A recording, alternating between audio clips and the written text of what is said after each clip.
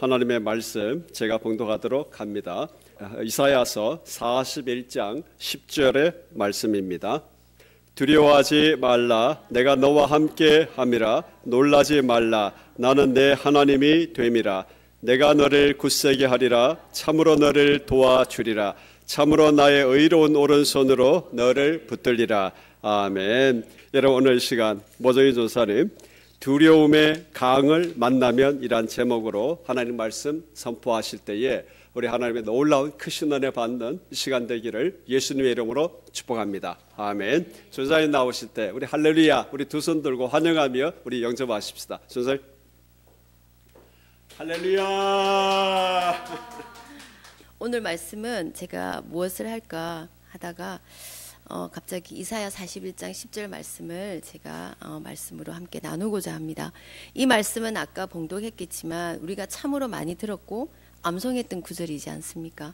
아직 암송하지 않으셨다면 오늘 이 말씀 꼭 다 듣고 꼭 암송해서 신비에 새기시길 기도합니다.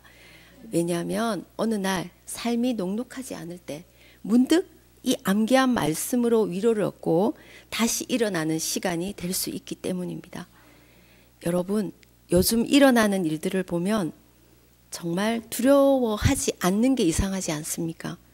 갑자기 비행기가 추락해서 박살이 나질 않나. 저는 오늘 또 오가면서 사실 근데 또 망각의 시간인지 하나도 다 까먹고 안 무섭더라고요. 인간이 이렇게 참 인간이 그러합니다.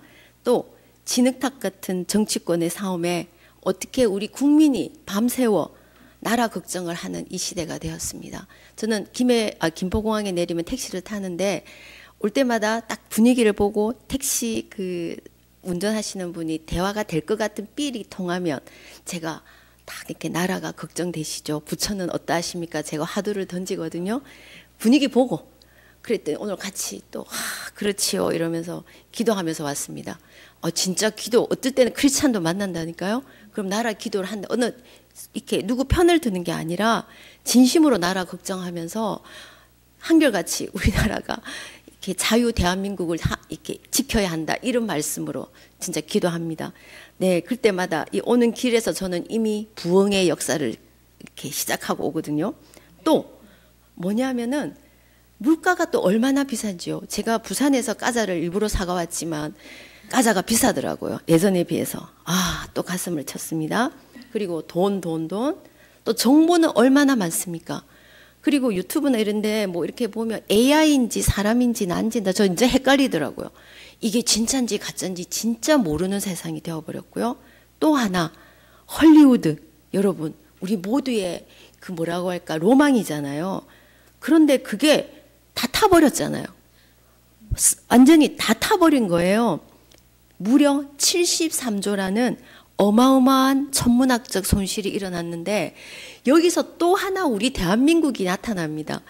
어저께인가 기사 보니까 다 무너졌는데 우리 한인 가족들이 우리 잘하잖아요. 우리는 무너지면 막 나가잖아요. 그 한인에 있는 가족들이 마스크 먹을 거 사들고 또 우리 대한민국 그 이민 가족들이 미국의 그 불탄 사람 그 재난을 또 해주더라고요. 그래서 지금 대서특별히 됐더라고요. 이런 나라가 있나. 하여튼 우리나라는 좀 특이하지 않습니까? 그래서 힘들 때 정말 가슴에 내가 대한민국이라는 게 자랑스럽습니다. 미국을 지금 다스리고 있잖아요. 지금. 근데 그렇지만 참 다행인 게 인명피해는 별로 없어서 제가 좀 다행이긴 하지만 그때 그 사진을 막 보니까 바람이 너무너무 불어서 속수무책이더라고요. 바람이 불어서 불을 끌 수가 없는 거예요. 그래서 그게 하나도 죄가 없이 된 걸 보고 우리가 두려움이 안 뜨는 게 이상하지 않습니까? 그거 보고 와 재밌다 뭐 불멍 이렇게 하는 사람 있습니까? 없잖아요. 그걸 보고 불멍한다. 그럼 병원에 가야 되는 거죠. 그래서 걷잡을 수 없는 그 강풍의 불은 바로 두려움 그 자체인 것입니다. 그래서 인간이 얼마나 나약한 존재인지 어김없이 보여주는 또 하나의 사건입니다. 이런 황망한 사건이 나의 일이 되었을 때 우리라고 예외일 수 있습니까? 알 수 없잖아요. 좀 이따 또 비행기 타고 내려갑니다. 탁 착륙할 때 좀 쫄이거든요. 쫙 할 때. 올라갈 땐 괜찮은데 할 때 좀 쫄려요. 그래서 항상 봅니다. 근데 아직까지 활주로가 저 끝에서 괜찮은데 그 무한 때문에 제 날마다 쫄립니다. 여러분 기도해 주셔야 됩니다. 4시 50분 비행기입니다. 그렇든 우리는 어느 누군들 이런 재난에서 자유로울 자가 없기에 우리는 두려움 앞에 직면할 수밖에 없습니다. 불타는 걸 보면서 소돔과 고모라가 물론 불로 재앙 안 하신다 하셨지만 모습만 바뀐 채 또 일어나지 않는다고 누가 장담하겠습니까? 저는 너무 좀 그 LA 보고 너무 무서웠어요. 그래서 오늘 이 본문은 하나님을 모시고 예배드리며 하나님께서 늘 이스라엘 민족과 함께 있고 이스라엘 구원을 위해 하나님이 언제나 일하신다는 생각과는 다르게 국가 이스라엘은 영적으로 실패하였고 그리고 북이스라엘 왕국은 아시라의 남유다 왕국은 바벨론의 차례로 멸망하고 마는 겁니다. 이런 상황에 선민 이스라엘 그 민족은 갑자기 과연 하나님이 함께 있었나? 또 선지자들이 말한 대로 하나님이 정말 우리를 살피고 있었나? 회의감이 들지 않겠습니까? 그들이 목격한 것은 예루살렘이 부흥이 아니고 예루살렘 성전의 파괴와 멸망이었거든요. 그러므로 그들은 자신들이 하나님으로부터 버림받았다고 느꼈을 것입니다. 어쩌면 애초 하나님은 없지 않았을까? 그리고 이 모든 건 선지자들의 망상이 아니었을까? 그렇게 생각할 수도 있는 것입니다. 그러나 정작 그들은 그렇게 된 게 하나님을 대적했다는 것은 잊어버린 채 말입니다. 그러나 이사야서 저자는 이런 상황들을 바라보면서 하나님께서 이스라엘을 아직 버리지 않으셨고 그들을 향한 언약을 굳게 지키신다는 것을 강조하고 있습니다. 하나님께서는 늘 신실하시고 이스라엘을 버리지 않으신다는 것인데 하나님께서 이제껏 이스라엘을 위해 여러 의로운 일을 해오셨다는 사실로 인해서 또 이사야서는 설득력을 얻게 됩니다. 그런데 현대에 와서는 이런 사실, 이런 이스라엘 배경이 뭐 우리에게 그다지 의미가 있다? 의문을 가질 수 있지 않습니까? 그 역사적 사실이 지금 이 시대 우리에게 그대로 적용되는 게 아니기 때문입니다. 그러기에 우리는 항상 성경 말씀을 볼 때는 국가 이스라엘의 한정지어 생각함을 넘어서서 하나님의 백성들, 곧 인종과 국경을 초월해서 하나님을 섬기고 그분을 진정으로 예배드리는 모든 사람들에게 해당되는 말씀이라고 적용함이 중요합니다. 제가 불신자였을 때, 젊었을 때 저는 이 성경이 너무 싫었습니다. 왜? 이스라엘 역사였기 때문에. 왜 우리 단군 신화는 안 배우고 이걸 배워야 하느냐? 이런 마음으로 대했거든요. 그리고 많은 불신자들이 그렇게 생각합니다. 그러나 제가 하나님을 믿는 순간 이거는 그냥 이스라엘은 하나의 선민으로서 예지 이것을 이스라엘이라고 한정되면 안 된다는 거죠. 그것을 그대로 내 삶에 적용하라는 게 성경의 말씀입니다. 특별히 우리 기독교인, 즉 예수를 믿고 고백하는 모든 그리스도인들, 곧 새 언약의 새 시대에 하나님을 믿는 모든 신실한 자들에게 성경은 처음부터 끝까지 동일하게 말씀하시는 메시지로 받아들여야 하는 것입니다. 이스라엘 멸망, 예루살렘의 성전의 파괴 등을 지켜보며 이 그들이 빠졌을 충격, 공포, 그리고 절망에 빠졌던 것처럼 지금 현대의 우리들도 하나님께 버려졌다는 기분이 들 정도로 상황이 좋지 않을 때가 있지 않습니까? 천재지변은 물론 내 개인적인 삶에서도 이게 뭐지? 안 일어나십니까? 저는 수시로 일어납니다. 수시로. 그러나 사람들은 특히 하나님을 믿는 우리들이 만나게 되는 이런 악한 일, 재난, 고난 등을 보면서 믿지 않는 자들은 우리를 보고 뭐합니까? 하나님 믿는 사람도 그래? 조롱하고 비웃고 또 비방하기 바쁩니다. 하나님을 믿는 너희들도 별 수 없네? 저 그런 말 많이 들어요. 왜? 제 주변에는 불신자들이 버글버글 하거든요.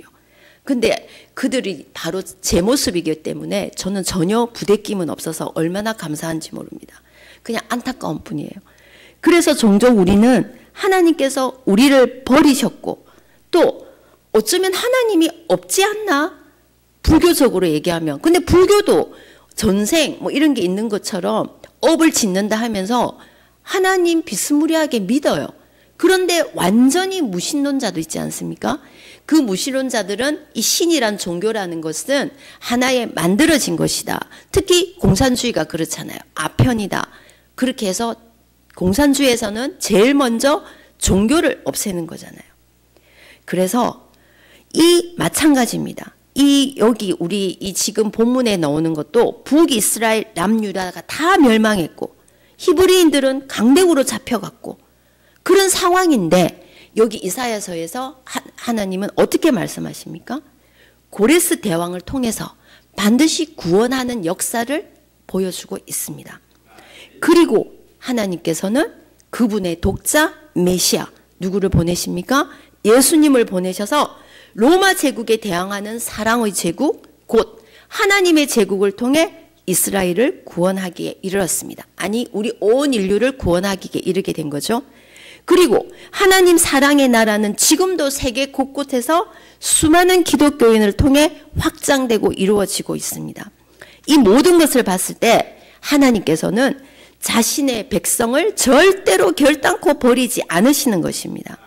그렇기 때문에 우리는 이 막막한 뭔지 모를 내일 또 무슨 일이 일어날 것만 같은 이 두려움의 세상에서 우리는 하나님의 구원, 소망을 바라보면서 그분의 말씀 안에서 위로와 안식을 얻을 수 있는 것입니다. 하나님의 언약은 이렇듯 시대가 변하거나 장소가 달라지거나 혹은 교회를 옮겼거나 또 뭡니까? 한국이나 뭐 어디에서도 그 모든 것을 뛰어넘는 것입니다. 그래서 하나님의 백성들이 포로가 된 상황에서든 로마 제국 안으로 편입되든 그분의 언약은 취소되거나 좌절되지 않습니다. 하나님 편에서 나는 너의 신이다. 이런 선언을 하셨기 때문에 결코 무너지지 않는 것입니다. 그분은 언제나 함께 하십니다. 이렇기 때문에 우리는 하나님의 백성들은 두려워하지 말아야 합니다. 그런데 문제를 당장 싹 없애주면 좋겠지만 항상 하나님은 그러시지 않으시잖아요. 문제를 만났을 때 이겨내는 사람을 만드시는 것이 하나님의 방법입니다. 그래서 여기 말씀하셨잖아요. 내가 너를 강하게 만들었다. 그것에 더하여 심지어 나는 너를 도와주었다. 또 거기에 그치지 않고 또 뭐랍니까? 나는 너를 붙들었다. 그렇기 때문에 우리는 두려워하지 말아야 하는 겁니다. 하나님의 오른손은 언제나 옳은 방향을 보여주며 언제나 패배하지 않고 승리합니다. 저는 이경 집사님 요번에 사고 나셨잖아요. 저는 저 같으면 또 낭망, 저는 돈이 엄청나게 깨졌잖아요. 거의 저는 심장이 바닥났을 겁니다. 근데 이경 집사님 그때 부산 오셨잖아요. 해맑은 미소로. 저는 존경합니다. 진짜로. 그리고 어저께 금요 기도할 때 차를 운전하시더라고요. 그 제가 톡으로 물었죠. 차 했냐니까 깔끔하게 하셔가지고 룰루랄라 가시더라고요. 하나님을 믿는 증거십니다. 이경 집사님은. 할렐루야. 안 그러면 저렇게 웃을 수가 없습니다. 찬양 안 됩니다. 저는 할 수 없을 것 같은데 저는 그래서 정말 유예린 교회에 이경 집사님을 만났다는 그 자체가 저는 하나님을 증거하는 그 일이 아닐까 그런 생각을 했습니다. 돈이 600만 원입니다. 그게 어떻게 저렇게 웃을 수가 있습니까? 그래서 제가 오늘 말씀도 이경 집사님이 생각하면서 말씀을 준비해요. 600만 원 때문에. 제가 돈에 좀 민감하거든요. 하나님께서 이렇듯 나의 슬픔, 나의 아픔에 무관심하고 느껴질 때마다 우리는 이 본문을 통해서 하나님과의 약속, 곧 하나님이 나와 언제나 함께 하신다, 동시에 나의 하나님이 되신다는 것을 상기할 수가 있습니다. 그래서 꼭 필요한 게 인내하셔야 됩니다. 하나님은 정말 당장 안 주시거든요. 그래서 저는 요즘 하나 발견했습니다. 지금 안 주셔도 제가 뭘 믿습니까? 천국 복음을 믿잖아요. 천국 가는 거잖아요. 그걸 제가 드디어 이렇게 선포를 하게 되더라고요. 저 정말 천국 복음 이걸 선포하기까지 60년이 걸렸습니다. 진짜 이것은 없다고 생각하거든요. 그런데 이제는 힘들 때 맞아 천국 복음이야. 우리 기독교인 장례식에 진짜 믿음 좋은 데 가면 누르라 이렇게 별로 안 슬퍼하잖아요. 전 너무 짜증났거든요. 사람이 죽은데 안 울다니. 진짜 안 우시는 분도 계셔요. 정말 가슴으로 울면서 할렐루야 하면서 천국 갔으니까. 저는 그게 가장 짜증이 났었는데 이제 이해합니다. 왜? 천국이 있으니까 오히려 기쁘잖아요. 그래서 정말 뭐 이렇게 이태석 신부님 같은 분, 그런 분들 정말 저는 정말 그분 보면서 와, 우리 그때 아이들 어릴 때 데리고 가서 믿음이 없었지만 본받아야 된다. 삶은 이렇게 살아야 된다 해서 펑펑 울고 했던 기억이 나는데, 그런데 그분 돌아가셨잖아요. 그것도 암에 걸려갖고 피를 토하며 돌아가셨잖아요. 정말 짜증났거든요, 하나님한테. 그래서 하나님이 없다 이랬는데 알 것 같아요. 데리고 가신 거죠. 윤동주 27에 그 생체 실험에서 죽었잖아요. 그 시들이 얼마나 했습니까? 독실한 크리스찬이잖아요. 네, 하나님이 너무 이쁘셔가지고 이런 게 아주 역설인데, 목사님이 새벽기도 역설에 그런 걸 말씀하셨는데, 이 역설에 이것을 가슴으로 느껴야 합니다. 물론 이 땅에서 행복하게 해야 되지만 우리는 어차피 죽잖아요. 이걸 천국 복음이 있다 하면 두려움, 어저께 비행기를 타면서 아직 자꾸 비행기가 저는 약간 트라우마가 되었는데, 다 같이 있었는데 그 1초에 다 죽었을 거잖아요. 얼마나 무서웠을까요? 쫙 내려올 때 죽었을 건데, 온 가족이 있어서 분명히 크리스찬들은 그때 하나님께 천국 간다는 마음으로 죽었을 것 같아요. 그래서 우리는 믿어야 되는 거예요. 지금 당장. 저는 요즘 그렇게 합니다. 지금 당장 믿어라. 내일 어찌 될지 모른다. 당장 믿어. 그래야 천국 가서 만난다. 전 이렇게 하거든요. 모정이 예전에 이런 거는 미쳤다 이렇게 했는데 요즘은 그렇게 합니다. 지금 정말 이렇게 믿어야 된다는 그 간절함이 너무나 나오더라고요. 왜? 언제 죽을지 모르잖아요.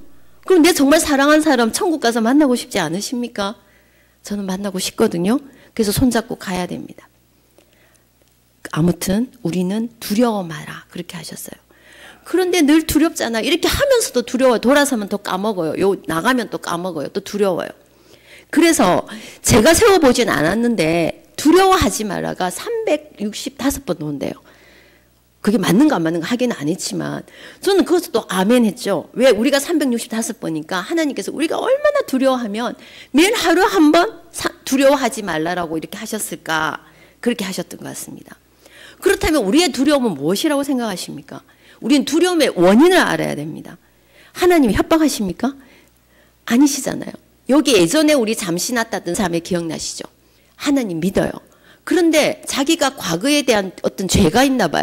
그래서 하나님이 벌 준다고 해서 저보고 맨날 하루에 한 3번은 전화 옵니다. 제가 전화를 못 받으면 목사님께 전화해서 저 지옥 가나요? 안 간다고 해도 또 지옥 가나요? 안 간다. 지옥 가게 안 하게 기도해 주세요. 목사님 1달 동안 시달렸고 저는 2달 시달렸습니다. 그러다가 사라졌습니다. 왜 사라졌는지 모르겠습니다. 제가 안 하던, 제가 방언 기도를 했거든요. 해달래요. 그래서 제가 어떻게 해요? 주님 해달라니까 합니다 해서 진짜 했습니다. 그래서 아멘 했는데 사라졌습니다. 하여튼 이런 두려움 때문에 두려운 것도 아니고, 우리는 또 세상에 대해서 뭐 합니까? 돈, 직장, 건강, 노후 대책, 주급, 전쟁 등등등등. 우리 얼마나 두려움이 있습니까? 당장 어떻게 될까? 어떻게 될까? 오징어 게임 2 나왔잖아요. 제가 뭔가 해결이 있을 거야. 답을 찾으려 했더니 역시 죽음이었습니다. 얼마나 잘 죽이느냐, 얼마나 상대방을 짓밟아서 내가 사느냐, 그게 오징어 게임의 아직 2편까지 주제더라고요. 더 이상 안 봤습니다. 그리고 지금 제가 유일한 취미가 영화 보고 이런 건데 넷플릭스를 봤는데 못 보겠어요. 주제가 갈수록 마약에 안 넣으면 이렇게 영화가 안 되는 거예요.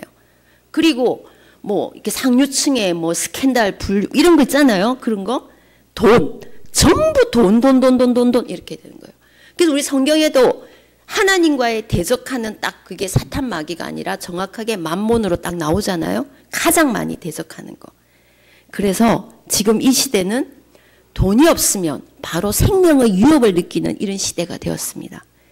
왠지 돈이 없으면 사는 것 같지도 않고, 뭔가 이것이 없으면 옆에 있는 사람하고 비교돼서 열등감도 생기고, 인스타, 페이스북 이런 거 막 보면 막 인증샷 올리잖아요. 사실 별거 없어요. 없는데 왠지 올려놓으면 그게 내가 중심이 되어 있는 것 같잖아요. 행복해 보이는 것 같고. 또 대학을 선택하고 취직, 열심히 취직을 해도 사실은 거기에 뭐가 있습니까? 돈 좀 더 벌어서 좋은 집 얻고, 사실 그게 중요하지만 그걸 위해서 온몸을 달리다가 저처럼 60이 되어 있는 거잖아요. 70이 되어 있든지. 열심히 그렇게 되잖아요. 여러분 어디로 달려가고 있는가? 한 번은 잠시 멈춰야 됩니다. 왜 그러냐면 돈이 주인이 되기 때문에. 세상이 그래 만들잖아요. 보통 교회 가면서 주일날 교회 가면 돈이 나오나 뭐가 나오나 차라리 그 시간에 알바하는 게 낫겠다. 제 주변에 하도 많이 듣습니다. 왜 그렇습니까? 그렇지만 우리는 돈이 주인이 될 때 그런 말을 하는 것이고, 사단은 그런 식으로 교회를 못 가게 한다는 걸 여러분 아셔야 됩니다. 돈이 주인이 되는 것이 아니라 우리가 돈을 수단으로 해야 되는 거. 돈 중요하잖아요. 예, 돈이 수단이 되는데 그 돈으로 뭘 해야 하느냐? 우리가 진짜로 가치 있는 것을 위해서 해야 되는 거잖아요. 오늘 새벽 설교 말씀, 우리는 어차피 죄의 그걸로 일을 해야만 된다고 오늘 새벽 설교 말씀을 하셨습니다. 왜 이래야 되느냐 궁금하시면 오늘 새벽 설교 말씀이 영상으로 올려면 꼭 들으시기 바랍니다. 그래서 오늘 본문 말씀은 이런 두려움 속에 살고 있는 우리에게 위로와 격려를 두 개의 명령으로 되어줍니다. 첫 번째, 두려워하지 말라. 내가 너와 함께하리라. 두 번째, 놀라지 말라. 나는 너 하나님이 됨이라. 이렇게 말씀하시고, 그 다음에 하나님께서 약속하신 세 가지 행동. 굳세게 하라, 도우시라, 붙드시라. 이렇게 하시고 있습니다. 이것은 하나님의 임재와 능력을 강조하기 때문에 내가 그런 게 아니라 그분의 강력한 보호와 인도하심을 나타내고 있는 것입니다. 똑같은 말씀이 신명기 31장 6절, 너희는 강하고 담대하라, 두려워하지 말라, 그들 앞에서 떨지 마라. 이는 너 하나님 여호와 그와 함께 가시며 결코 너를 떠나지 아니하시며 버리지 아니하실 것이라. 또 여호수아 1장 9절에 똑같이 내가 너게 명령한 것이 아니냐? 강하고 담대하라, 두려워하지 말며 놀라지 마라. 내가 어디로 가든지 네 하나님 여호와가 너와 함께 하느니라 하시리라. 아멘. 모든 말씀들이 하나님의 주권, 그분의 백성에 대한 무한한 사랑과 보호로 나타납니다. 여기서 하나님은 개인적이고 친밀한 방식으로 너와 함께 있다 이렇게 말씀하십니다. 그래서 멀리 계시는 분이 아니라 여러분 각각 마음속에 다 밀접하게 관계를 맺고 있는 것입니다. 그래서 예수님이 말씀하시지 않았습니까? 마태복음 28장 20절에 내가 언제? 세상 끝날 때까지 누구와? 너희와 항상 함께 있으리라. 이렇게 하나님은 구약에서부터 계속해서 그분의 백성들과 함께 하신다는 사실을 재확인할 수 있기 때문에 먼저 믿은 우리는 내가 사랑하는 사람이 하나님을 믿지 않으면 반드시 믿게 해야 합니다. 거기서 우리가 무슨 그 사람이 하나님을 믿는다 해서 우리에게 뭐 속된 말로 돈이 나옵니까? 뭐가 나옵니까? 아무것도 안 나오잖아요. 다만 함께 천국으로 갈 수 있다는 것입니다. 여러분, 하나님의 약속을 믿는다는 것은 신앙에서 가장 기본적인 건데 가장 어렵습니다. 믿음이라는 게 이런 지적인 동의면 시험 문제 나와서 믿음 그 정의 그렇게만 되면 얼마나 차라리 쉽겠는데 그게 아니잖아요. 내 모든 걸 내려놓고 나의 모든 것을 주님께 온전히 맡기는 전인격적인 신뢰이기 때문입니다. 그래서 하나님이 왜 엄마를 이렇게 탄생시켰는가 알 것 같더라고요. 엄마가 낳은 아기가 엄마를 할 때 머리 안 쓰잖아요. 저 엄마가 진짠가 나를 버리지 않을까 안 하잖아요. 엄마 같은 그런 마음이 하나님이 아닐까. 다들 어머니들이시니까 잘 아실 겁니다. 그 마음이 있기 때문에 우리 엄마 안 버리잖아요. 그 버리는 건 엄마가 아니잖아요. 아기 때 얼마나 그 존재 자체가 행복하잖아요. 저 존재 자체가. 그렇듯이 그것이 바로 믿음인 겁니다. 아이가 엄마에게 바라는 그 믿음. 그런데 우리는 무슨 일만 생기면 두려움에 사로잡히고 또 하나님이 이렇게도 아닐까 하는 그런 거를 신뢰하지 못하잖아요. 이럴 때 그 두려움에서 벗어나는 유일한 방법은 제가 암기하라고 했잖아요. 하나님을 믿으면 그 순간에 하나님의 약속의 말씀이 기억이 나는 거예요. 그래서 절망의 순간에 그 말씀을 믿고 의지하게 되는 겁니다. 그게 성령의 도우심인 겁니다. 자동이라는 거죠. 신앙은 자동입니다. 자동.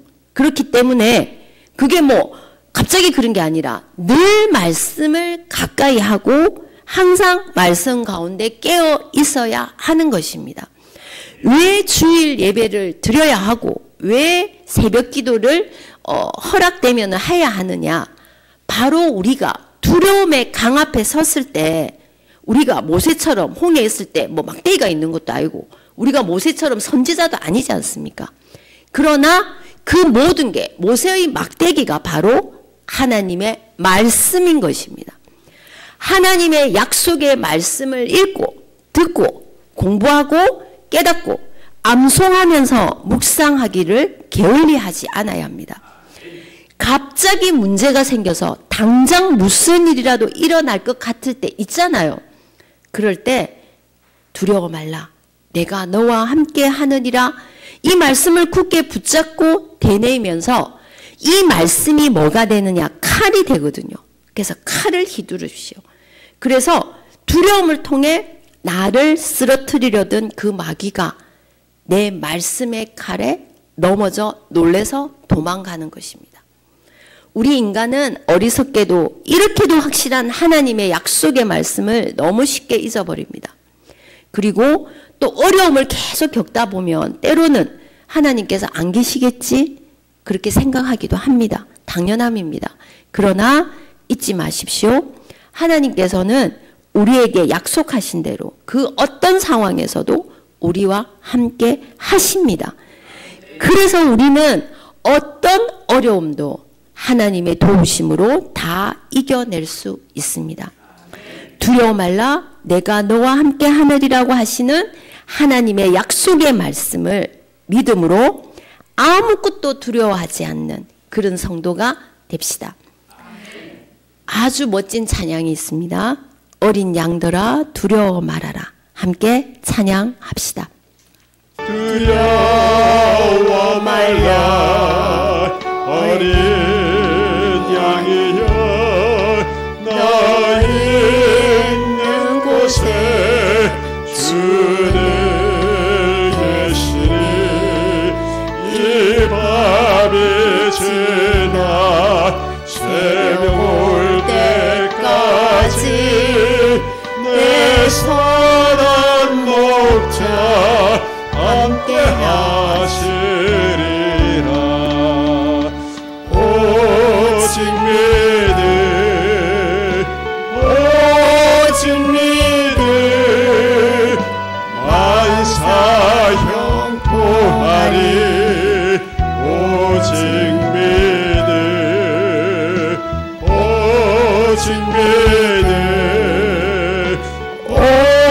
오직 믿음 만사 형통하리.